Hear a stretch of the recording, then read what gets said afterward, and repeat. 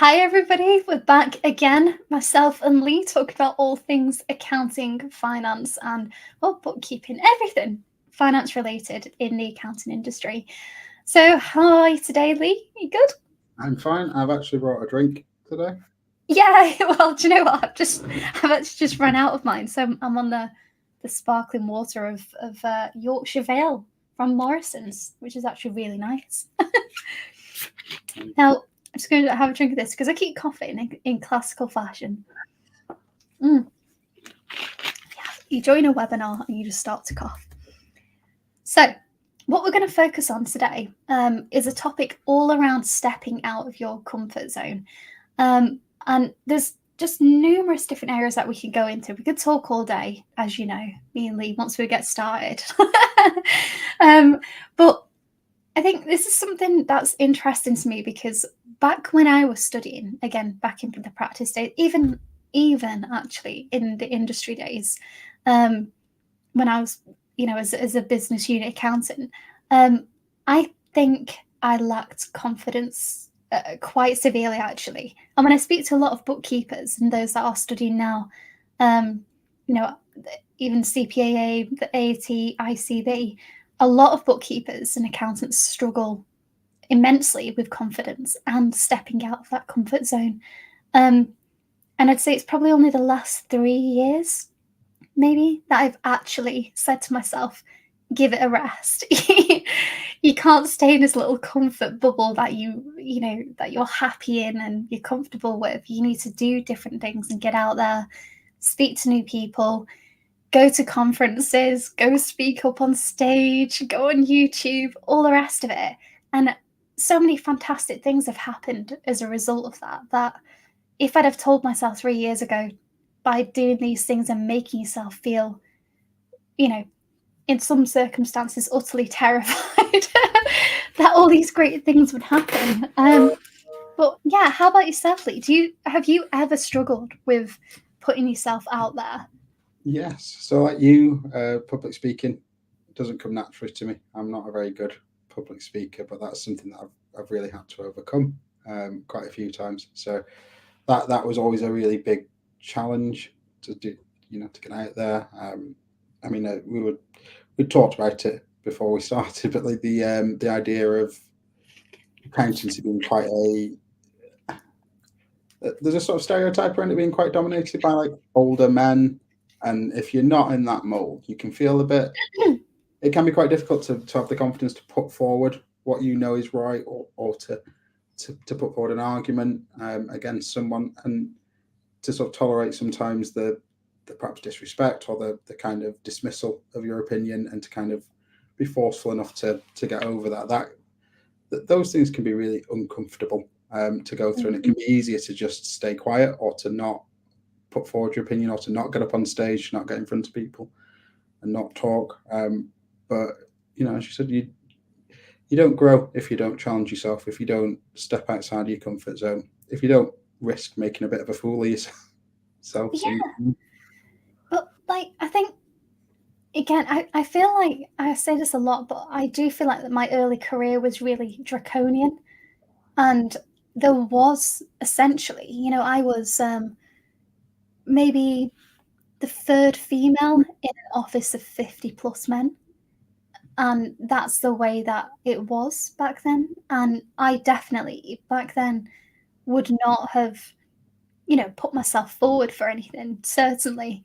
And unfortunately, I had a manager who was not supportive at all, who was also female. But as we know, sometimes in the corporate world, females don't necessarily support other females. They do in my world now. But yeah, so I didn't have that support, somebody to say, why don't, if you're struggling with confidence or you're struggling with asking the clients a certain question because you feel uncomfortable, why don't we practice? Why don't you watch me, have that same phone call, and then when it comes to the next client, you can apply what you've learned in real time to that client. It was always a case of, well, somebody needs to ring up the client and tell them that they've got, a £30,000 tax bill to pay. I know. The junior could do that. And it would be the most horrendous conversation, and we'd just be so damn awkward. Um, but that again, that was just the reality back then. Yeah, and that's quite an interesting one, really, because I don't know. I suppose when you'd mentioned about stepping outside your comfort zone, I was thinking like within your own work life with peers. But it's actually also true of clients, isn't it? Where you've got Yeah, to potentially deal with quite uncomfortable situations with a client. And again, that kind of weird illusion that some people have of what an accountant is and what an accountant looks like and what they sound like. And if you don't fit that mold, it can perhaps feel a bit daunting to, like you said, well, this is your tax bill. You might not like it. mm, Here's why it's high. And having the confidence to put that forward. I mean, it's those kind of interactions are uncomfortable. Definitely. Yeah, like you said, a lot of it seems to boil down to people interacting with other people. Maybe that's accountants. yeah. Accountants are happy sitting there by themselves and doing the numbers. I think it's always really funny to me now. If you've ever have you heard of The Human Firm by Will? I think it's Farnell, his surname. Yeah, it No, is Farnell. Um, so he's a guy. He's a very well-known guy in our industry who has run a practice for between 20 and 25 years. And he does a lot of mentoring and coaching now. So he wrote this book, basically The Human Firm, talking about basically putting people first. So putting the clients first, put staff first, actually treating people like human beings. And it's this concept that if you treat your clients, like they are human, that you understand that there's, things don't go to plan most days, there's things outside of your control. Things happen, people are people, we all have families, work-life balance, all basically just being a decent human being. Um, this concept around building your business around that idea. So you're not, whilst for instance, we've got systems and processes and controls we've got to follow and all, legal jargon, etc. We can still have the ability to give clients that time. But again, if I'd have gone back all of those years ago, there's not a chance that I would want to sit there with a client and go through, what they've spent that year and why they've spent it that way, and can we make cost savings? And there's always that niggle in the back of your mind of, I've done my exams, but at the same time, what do I know compared to this guy who's run his business for 20 years? That sort of attitude is really uncomfortable. Definitely the first time you get put into one of those situations. But I don't know about you, Lee, but I feel like definitely my early career, I'd say the first decade of my career, it was very much any opportunities that came along, it was sink or swim. You're thrown in the deep end. Deal with this. Find a way to deal with it, and then you grow, I guess, was the way forward. But we're trying to avoid all of that these days and trying to give people more support, more comfort before they go and step out into their comfort zones in the workplace, definitely. Yeah, have you ever experienced that? Was that your experience, or did you have a very different one? oh, it's still my experience to this day. So yeah, I mean, my working life has always been CPA. Since I left university, that's what I've always worked for CPA in some capacity. But as I said, we're a very small organisation, so we don't have the luxury of always having somebody that is an expert in something to do some things. So quite often, I find myself having to kind of tackle something head on and get to grips with something that can be quite complex and stuff. And there's often very little support around. I mean, like one of the big ones, I remember one of the first kind of big projects that I was involved in was when GDPR was coming on stream. Oh yeah. So I was responsible for updating all of our internal policies and getting the privacy statements ready and all the rest of it. And no background in data protection at all. So it was kind of having to very much learn all of that from scratch, with very little support. And yeah, I mean, in some ways, I think it's very good to be chucked in to the deep end. It can force you to grow. but it is also at the same time quite dangerous for the individual and for the organization. If you get something wrong, that can have severe ramifications. So making, yeah, it's a very kind of person dependent thing. I think some people are very good at that. They just get stuck in, get going with it, and then other people, I do think, benefit from support and kind of a lot of guardrails to try and help ease you into new challenges. Yeah, and I think, you know, when if you ever get to a point in time where you run your own business, whether it's an accountancy firm or it's something completely different, it's funny how you there's no longer a choice when it comes to putting yourself out there and getting out of your comfort zone because um and in a way that's a good thing because I would previously and ah and be like, oh god, oh, what if this happens? What if this happens? And worst case scenario in. I'm a classic overthinker. I internalize everything, every conversation, every act, everything that's gone on in the day, and I'm like, oh, I should have done that. What if? What if? So in some ways, it's good because you don't have necessarily the time to overthink and over worry about what the outcome's going to be. So, for instance, again, if I'd have gone back to my like study days, um, I get clients ringing me up now who will say, can you come out on site one day and just come talk to me, and let's talk through the financials, and let's see where we're at and what we need to do. Now, they wouldn't do that. Um, Firstly, I wouldn't have done that back in the day, but now there's no choice, and I have to go out there and I have to be prepared and happy to have those conversations.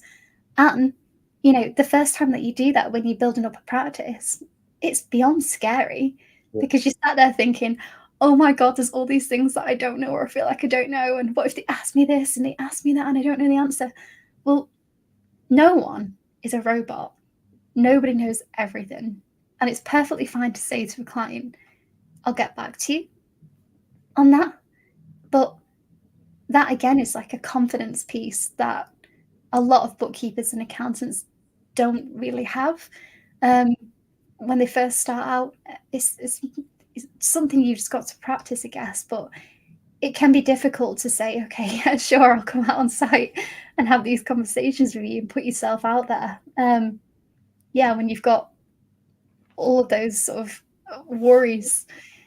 Did you have kind of a fear of saying you didn't know? Would you Oh say yeah, that makes you kind of look a bit stupid or yeah, yeah.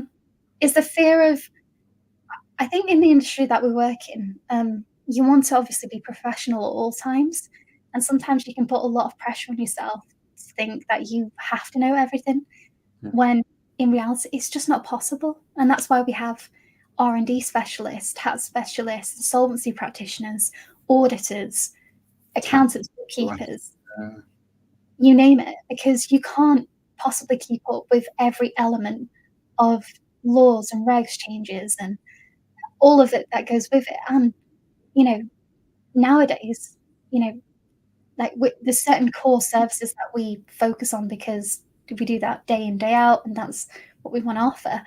But I think sometimes you are scared to say, definitely when I first started out with this firm, that actually we don't know the answer to that. We're going to have to go back and take that away because it's a bit more specialist, or we need more guidance around that to give back to you. But when you're in the moment and you're on site with a client and they ask you a question that you don't know, the fears of, oh my God, I don't know. But I feel now that that is one of the biggest red flags when I meet someone in a Yeah, professional capacity. If they constantly have all the answers, yeah. that very much sets off alarm bells to me now. And I do wonder whether that's kind of a bit of an age thing or an experience thing, where when you're starting out, you feel that apprehension or saying, I don't know. But perhaps as you get a bit more experience, you realise that there's quite a bit of strength and Mm, you are getting quite a bit of knowledge and saying, actually, like, I know where to find that out. I can find that out for you. But yeah. I'll back to you tomorrow on it. But Um, it's that what you've just said, you've just described that perfectly. That almost there's always a strength in saying no. There's a strength in saying I'm not sure. Leave it with me. Let me go have a look.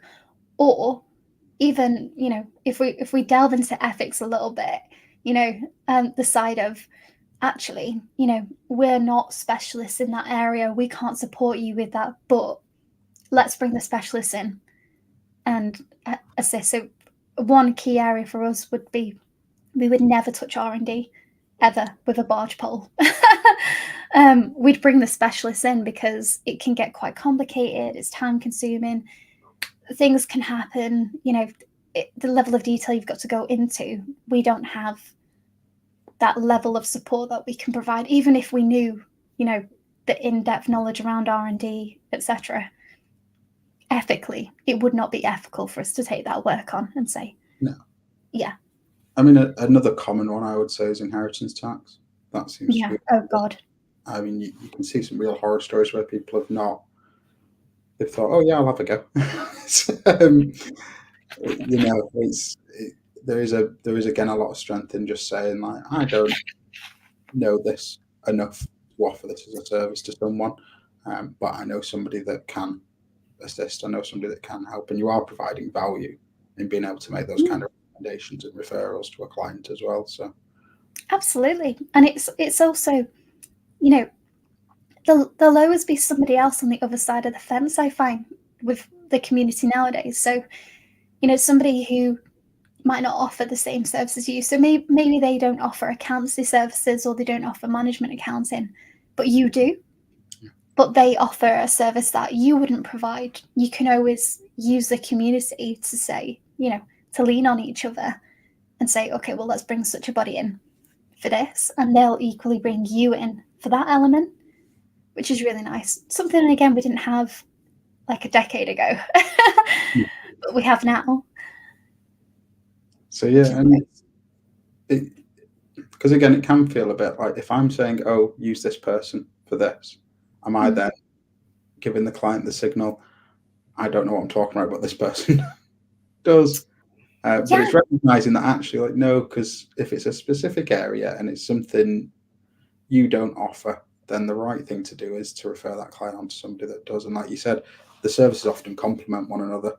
If you're a specialist tax practitioner, it's unlikely you're going to spend your time doing nuts and bolts bookkeeping and accounts prep. No. You're wading through kind of an inheritance tax case or a complex case involving somebody that's non-dom and all the rest of it. Like you said, that it's great that there is a community and that those services are complementary. And it's best to perhaps think of them as entirely different services sometimes, that they're not, even though we talk about it as accountancy, it's actually a very broad set of disciplines and that there's different specialists, and that's important to kind of recognise.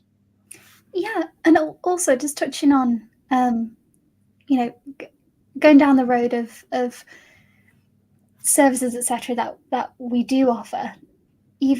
There's always that element of, you can offer those additional services if you get the right training and you get the CPD and all the rest of it. But again, put yourself out there into, the social networking era that we're in now with LinkedIn and TikTok and all the rest of it, and saying, okay, well, I've just undertook training on such a thing because we're now going to be offering this service. Even that in itself is such a confidence, it requires confidence to go ahead and say, hold the hand up and say, I don't understand this area as much as I'd like to. Let's get the training in. Let's get it done. Yeah. And it's also having the knowledge, which is a skill in itself, to discern where to get that training from. Yeah. I think we were speaking about it last time that, you see a lot of these courses pop up like become a bookkeeper, £50 and £40 for VAT. Oh. No chance. And it's having that ability to kind of look at the source of information as well and discern whether the source of information is reliable and whether you are actually going to know after you've kind of completed a piece of training or you've read a piece of work what that covered, or whether you're just kind of going to be given a false sense of security and a false sense of knowledge. I'll tell you one funny thing. Well, it's funny to me now because obviously last week I was talking at FAB and had 3 sessions to give in one day, which is always fun, and requires, if you ever speak anywhere, whether it's on a webinar or anything, it takes a lot of prep work to get things to where you want to be. It does for me, because I've got to make sure I'm organized. I want to know where I am, when I am, all of it.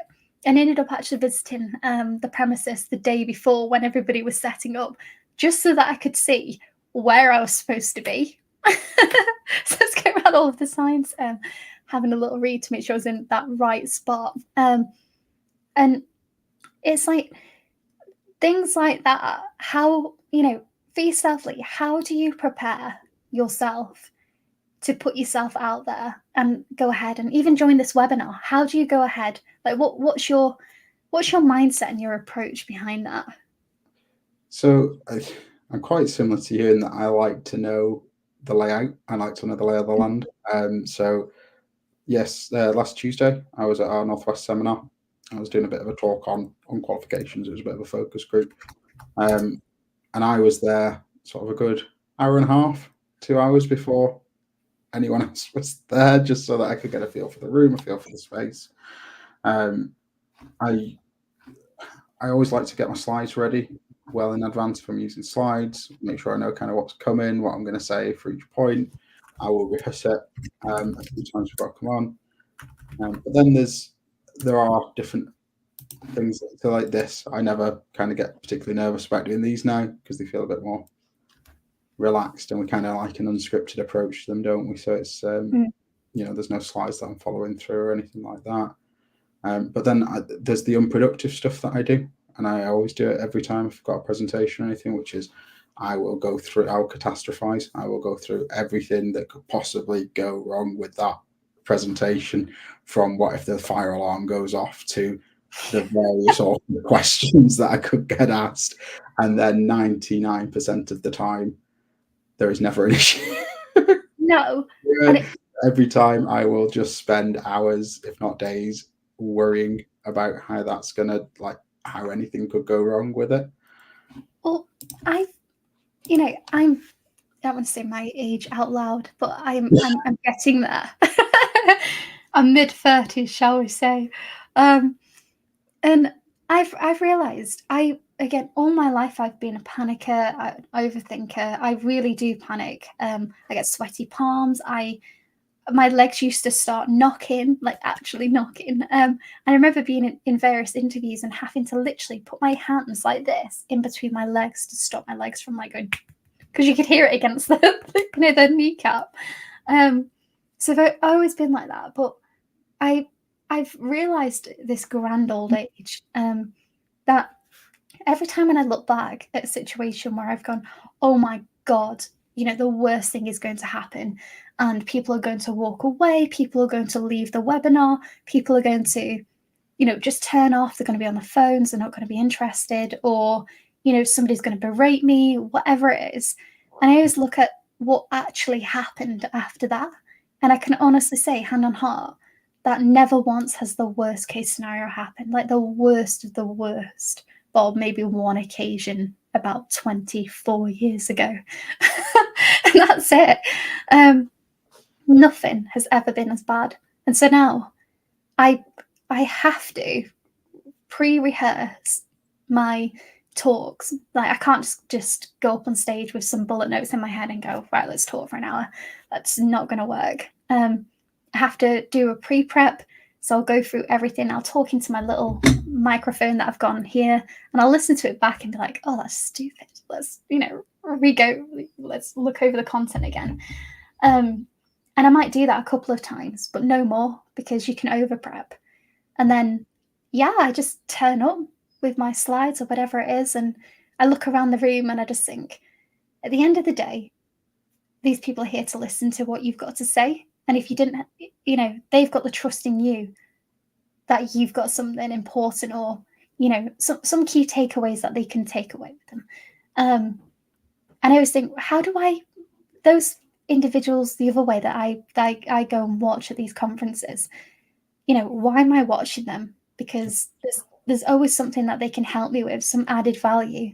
So I'm sure people who come to watch on the other side are thinking the same thing. So it kind of, that attitude calms me down, because I just think we're all human. Everybody's thinking the same thing. I mean, another one that I often think if I'm presenting and I'm stood in a room full of people, would just be that I know that a good 75%, if not more, of these people would never do this. They would never stand up. Yeah. So then it kind of, that sometimes reassures me that I am perhaps taking a bit more of a risk than what a lot of people would perhaps be prepared to take in their own lives. Yeah. So that does always help. I find the biggest worry, though, is the high stress meeting, the high stakes meeting, where you've got, it's coming. And because in a presentation, you kind of hold a lot of the power, because you're the one, like you said, people have come to see you. You're the one stood at the front. You're the one controlling the flow of the meeting. But in a high stakes meeting, particularly if you've got one with a client, that tends to be where you perhaps have a different power dynamic. If you're taking on an engagement and you're meeting a client for the first time, and it's going to be perhaps quite a lucrative engagement, and it's an engagement you really want, then you're pitching to that client, and you're the one in the position. They're the ones in the position of power, and you've got to then kind of, you're not as in control of that meeting, and it can feel quite daunting, because then that, again, with the catastrophizing, can open up a lot more avenues to what could potentially go wrong. Yeah, but then again, any situations like that where I thought, you're on the other end of a sales pitch and you're thinking, oh, we'd love to work with you. You're my ideal client. I really want to onboard you. And then you're thinking, oh my God, what if they say no? What if, all these things happen? And then I have to think to myself, well, they're here. Yes. You've got this far. And also, there's that conversation. I have to remind other bookkeepers and accountants that there isn't actually enough bookkeepers and accountants to serve the amount of companies, sole traders, businesses that are in the UK alone, let alone elsewhere. So the chance of somebody, taking up your services, if you've got, other client recommendations and you've been in the business for a while and, you've got a lot of experience to lean on, or a mentor, or someone similar that you can talk to if you do have questions, etc. In all likelihood, unless you do something terrible, then they will sign up with you in most circumstances, and the relationship can be absolutely fantastic. Like my clients, I don't know if you saw on LinkedIn, sent me flowers on Saturday. I did, yes. It's like, oh my God. And they're just the nicest, biggest bunch of flowers. And I'd been gone all week with FAB and come back on, I got a knock at the door on Saturday. And I was like, who sent me flowers? It's not my birthday. No, it's not, it's not a special day.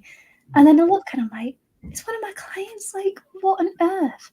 And you can have that, such a fantastic long-term relationship with your clients. And that, again, that calms me down in those situations that I just think of all of the ways that I can help them moving forward, and all of the expertise they can lean on me to ask about, even what they would consider daft questions. And they'll know that I'll answer and I'll help as best as is possible. I'll never turn them down, and I'll always be there. So that kind of that question now is just non-existent in a client meeting. I think, to get to that place is wonderful, but that was never the case before that point, before 3 years ago. But yeah, I think it's a practice thing. You just got to have self-confidence and faith in yourself, I think, a lot of the time. I know you'll be fine. Yeah. I mean, that state of mind is key, isn't it? Just making sure that you're feeling confident can make a big difference to how you present yourself. I just realized all of these things come under value add, don't they? If you have a fear, if you just consider the value you're adding to other people, then that sort of eliminates that to some degree. Even in the face-to-face events that you were talking about, you're adding value. Yeah. Wow, epiphany moment. Flipping egg. Well, We've already gone over time, Lee, because we always do. I don't know why we call it the 20-minute chat, but if we called it the half an hour chat, we'd end up talking for 40 minutes. Yeah, let's keep it at 20. Right. Well, we will be in the group again next week. Unless anything changes, and we'll let you know. But as always, you can ask us comments, questions. You can get hold of Lee in the group, and also on LinkedIn if you've got questions about the CPAA. He's your go-to guy. And again, we keep saying this, but we need to put your details into here somehow. So I'll work that out. Your contact details. But yeah, any questions anytime, ask away in the group, and we'll join you again next week at the same time, which would be 12:30 on a Monday. So take care, everybody. Bye.